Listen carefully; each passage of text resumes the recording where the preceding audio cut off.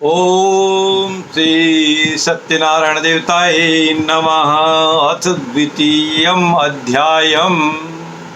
आज हम भगवान सत्यनारायण जी के कथा के दूसरे अध्याय की अब शुरुआत करते हैं। आइए उसका रसपान करें।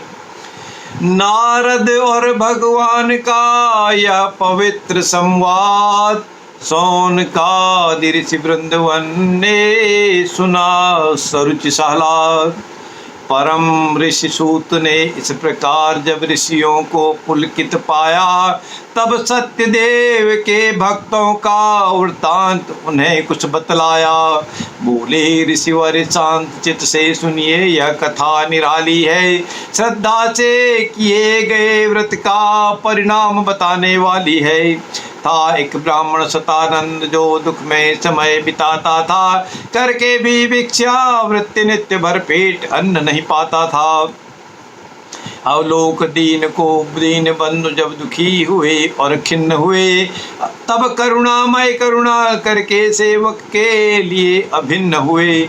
बूढ़े ब्राह्मण का वेश बना, जट जन के निकट कृपालु गए। भक्तों का मान बढ़ाने को उस दिन के तीर दयालु गए। बोले, हे ब्राह्मण सत्य कहो, तुम जग के किस झंझट में हो। अनुमान हमें यह होता है, निर्धनता के संकट में हो। फिर क्या हुआ? कहने में अपनी दशा हुआ उसे संकोच, किंतु कहा भगवान ने, कहो कहो मत सोच। तब बोला वह, मैं जा रहा जान धनिकों के पास, भिक्षा लाने के लिए यह है घोर प्रकाश। मैं कहने को हूँ सतानंद, पर स्वप्न हुआ आनंद मुझे। भोजन की दुश्चिंता रखती न कभी स्वच्छंद मुझे। बस केवल भिक्षाटन से ही मेरा प्रतिपालन होता है। सब आयु बीतने पर आई, पर भाग्य अभी तक सोता है। गदगद हो दीन बंधु, दुख के पीछे सुख मिलता है। 12 वर्षों के बाद विप्र घूरे का भी दिन फिरता है। जो तत्ववेदता जानी है, वे होते कभी अधीर नहीं। तदबीर किए ही बिना भली चमकी सी है तकदीर कहाँ। बतलाए अब हम तुम्हें सुंदर एक उपाय, हर्रा लगे न फिटकरा, रंग चोखा हो जाए। ऋषियों में जैसे व्यास देव सर्वोपरि माने जाते हैं, देवों में त्यों ही सत्यदेव आसन और आदर पाते हैं। अतएव सत्यनारायण के व्रत पूजन का निश्चय कर लो। उन पर ही एक भरोसा कर अपना जीवन निर्भर कर लो। कैसा भी भीषण संकट हो, इस पूजन से मिट जाता है। जो जन सत्य व्रत का रखता, अक्षय समृद्धि सुख पाता है। यह कह कर द्विज को बता व्रत का पूर्ण विधान। हुए विष्णु भगवान बस तत्क्षण अंतर्ध्यान। सतानंद कुछ समय तक करता रहा विचार, सोच समझ कर अंत में हुआ प्रसन्न अपार। मन में संकल्प लिया उसने, मैं अधिक समय नहीं खोऊंगा। आज ही सत्यनारायण के पूजन में तत्पर होऊंगा। ऐसा निश्चय कर सतानंद भिक्षा लेने जब जाता है, तब अनायास थोड़े भ्रम से अत्यधिक अन्न धन पाता है। भगवान सत्यनारायण की महिमा सब कुछ कर सकती है। वे मांगे मोती मिलता है, मांगे न भीख भी मिलती है।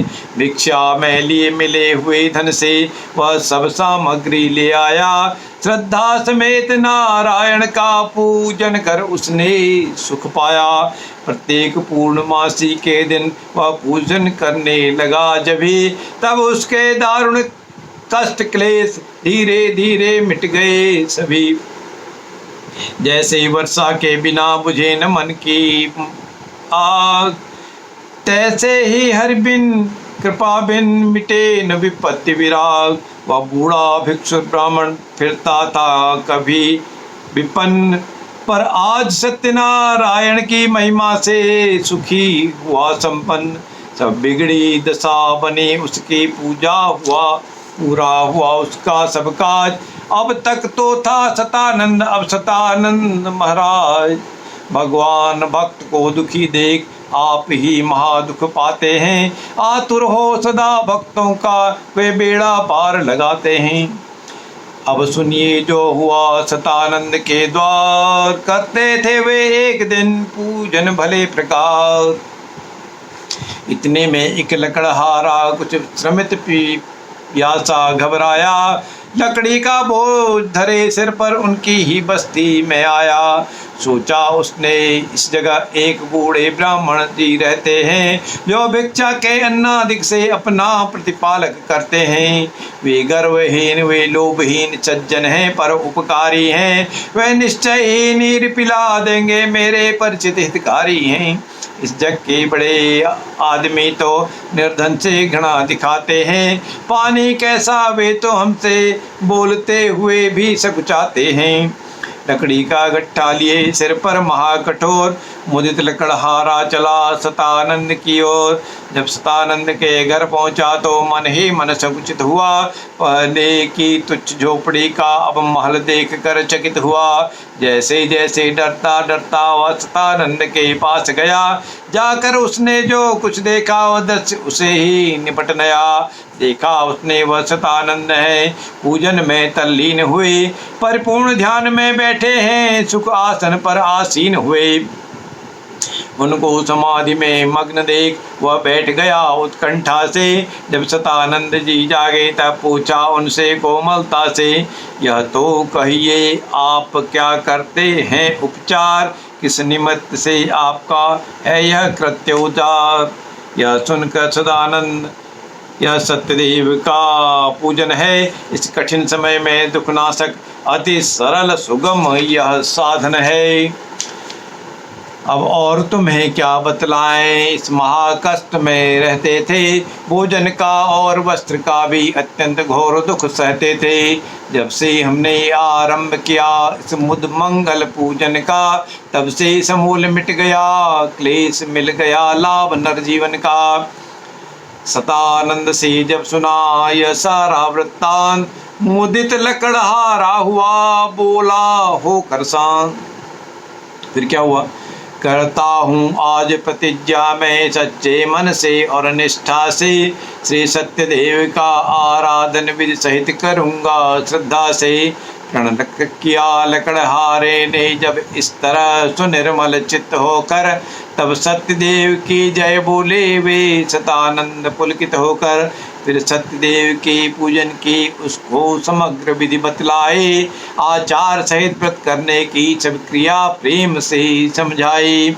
सत्यदेव का फिर उसे दिया पवित्र प्रसाद, मुदित लकड़हारा हुआ मन का मिटा विषाद। खाकर प्रसाद और जल पीकर उत्साह सहित वह खड़ा हुआ, बलहीन हृदय छोटा उसका नूतन बल पाकर बड़ा हुआ। वह सतानंद से विदा हुआ, पक्का विचार करके मन में, सब मूल्य आज की लकड़ी का व्यय कर दूंगा मैं पूजन में।